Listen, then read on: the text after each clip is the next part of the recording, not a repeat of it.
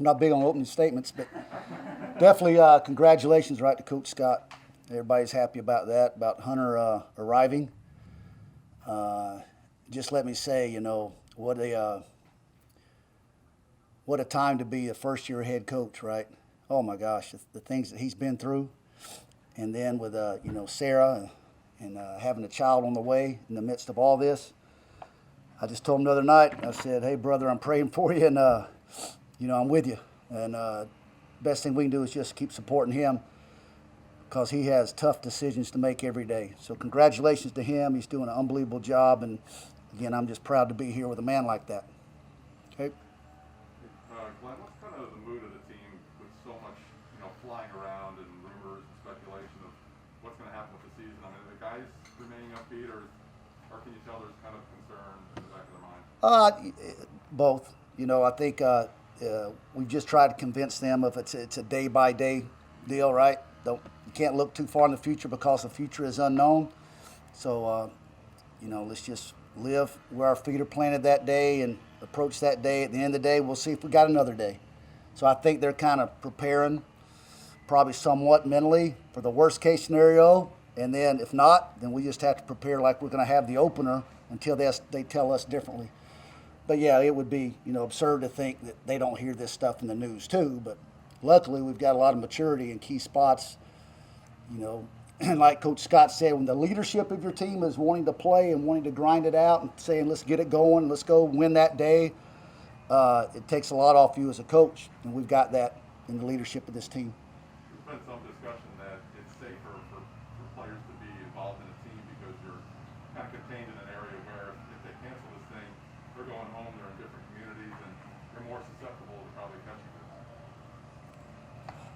I just want to stop first downs. Okay? I'm mad right now over some plays we gave up right now. So you're catching me at the wrong time on that. I'll let Coach Scott answer those questions. Don't mean to avoid you with that, really. Anything I would say to that. And it's not what's on my mind. I'm trying to find out who we got on defense that can win the conference right now. Spoke to the leadership of your guys. How proud are you of some of them, like KJ, using their voices on social media platform with the "We Want to Play"? That's great. And that's what happened today. We went out and he had a good practice, and we all did. So I'm telling you, I'm a bad interview sometimes. All right, because that's the world I live in right now. Right, that's my world is to try to stop people. So that's what I'm about right now. Every day I get up, if I get a chance to do that, praise the Lord, I get a chance to do what I was meant to do. So I'll give you a defensive line question, Coach. This unit last year graduated 3 key members of it, but you've got some guys that are coming back, and Kevin Kegler and Kelvin Bickney. What are you seeing out of that unit early as they try and maybe rebuild some depth? I think early we got some guys that are out of shape. Obviously, days like this test us and expose that. So we've got a long ways to go, and just some from what I call authentic toughness. Some tough guys up front, toughest position on the field, hands down, and we've got a lot of growth to do that in that area. If they just believe and trust and allow themselves to be coached, we'll get them there, but we're far off. Obviously, those two, have got to be guys because they've got some playing experience. When we go 3 down, we can take one of those defensive linemen off the field. Thad Mangum, who's come in from Walford's, so far is having a good camp. He was a great addition. And then those guys that have played and some others that have filled in. Yates has filled in and, playing some nose or some 4-eye. And a couple of those defensive ends have to come in and play some 4-eye this year. So we can create a little more depth than what you normally have just by scheme, but we still want to go some 4 down also. Will 3 down, I think you just answered it, for lack of a better term, will 3 down kind of be your pace? Kind of depends on what the game gives to us.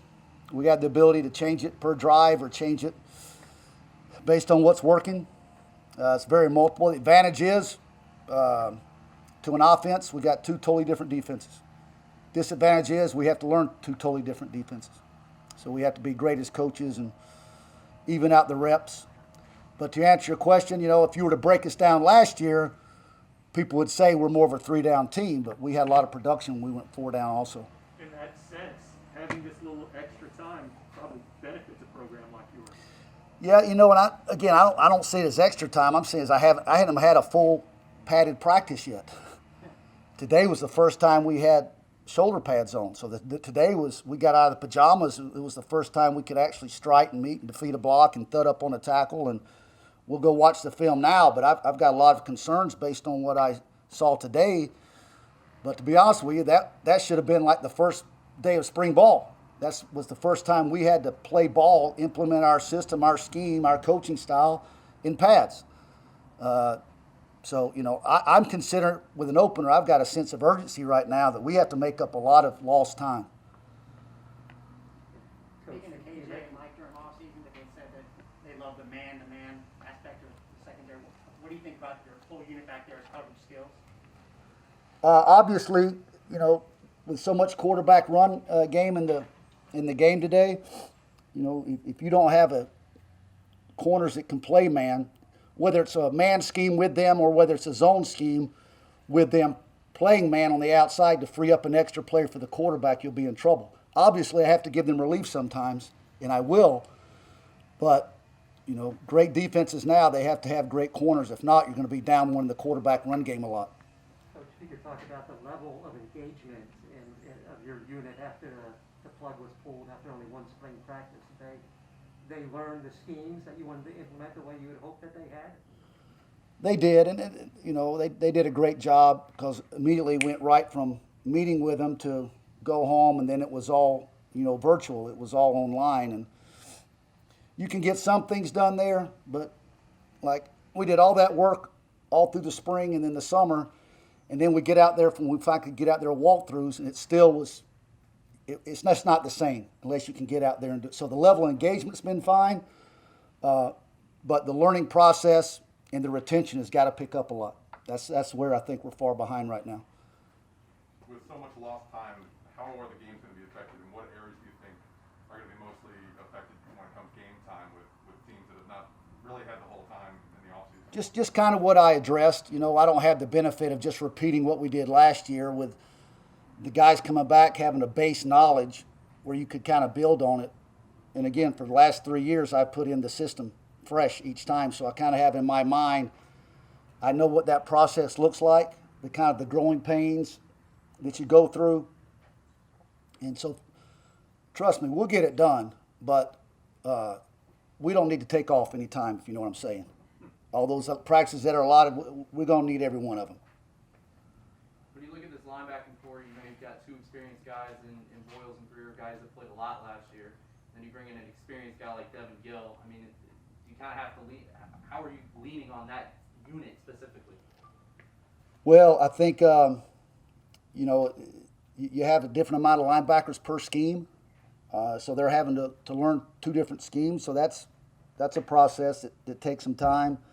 I've been really impressed with those two, Antonio and Dwayne. They're both engaged. There's some excitement because they got a new scheme to learn to, and they've seen the production of it in the past. But that's invaluable. Just having guys, take the scheme out of just guys that have game experience, guys that know how to strike and defeat a block. Those guys know how to tackle in space. Those guys know how to rush the passer. Just basic fundamental football doesn't change. At the end of the day, we have to run and tackle. And to have some guys that have done that and have been productive doing that, that's a great benefit. How concerned are you going out there just physically in this COVID climate? Or are you concerned or worried at all? As far as what, me personally, my health? Yeah. Oh, no. None at all. No, I'm a ball coach. All right, that's what we do. Somebody's going to have to pull me back. All right, that's what I'm charged to do, and that's what we'll do. And folks above me will make those decisions, and I'll be, I'm a great employee. All right, and I know the chain of command also. So, okay, good. All right, thank y'all. Appreciate it.